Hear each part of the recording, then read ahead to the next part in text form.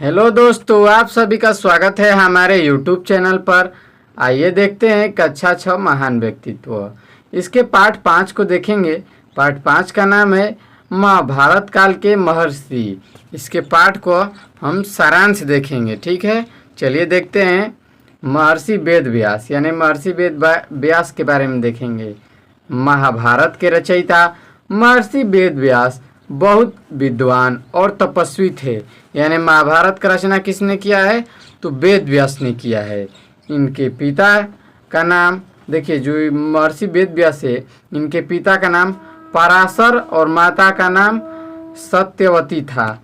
चलिए देखते हैं आगे। इनका प्रमुख ग्रंथ कौन था? तो महाभारत था। इनका जो प्रमुख ग्रंथ था वो महाभारत था, जिसमें 18 पर्व हैं। जिसमें वेद व्यास ने 18 पर्वों के बारे में बताया है। इसकी रचना इन्होंने लोक कल्याण की भावना से की है। यानी इसकी रचना लोगों की भलाई के लिए किया है।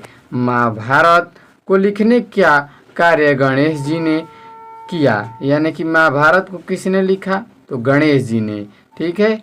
इस ग्रंथ के माध्यम से मनुष्य को सदाचार, धर्माचरण, त्याग, तपस्या तथा भगवान की भक्ति का संदेश दिया गया है। चलिए देखते हैं आगे दिया है।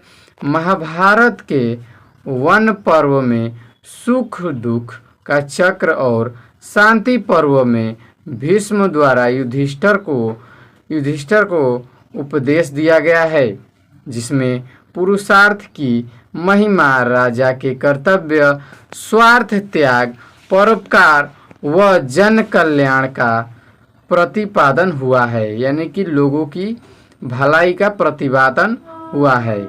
वेद व्यास जी ने पुराणों का संकलन किया है। यानी वेद व्यास जी जो हैं वो पुराणों का क्या किए हैं? संकलन किए हैं।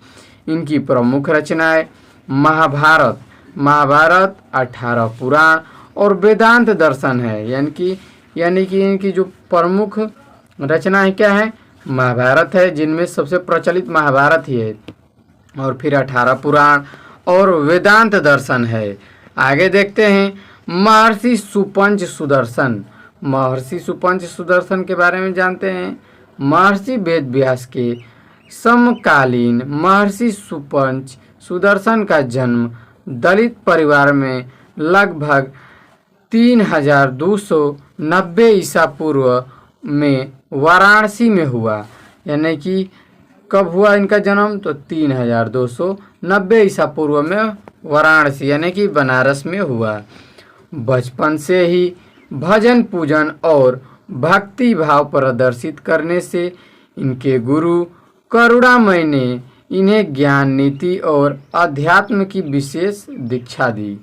यानी कि क्या, जो कौन थे? यानी कि महर्षि सुपंच जो थे वो बचपन से ही पूजा करते थे और भक्ति भाव में लगे रहते थे। तो इनके जो गुरु थे करुणामय, इन्होंने क्या किया? इनको ज्ञान और नीति का दीक्षा यानी कि पाठ दिया, यानी पाठ पढ़ाया और बताया उनके बारे में। आगे देखते हैं।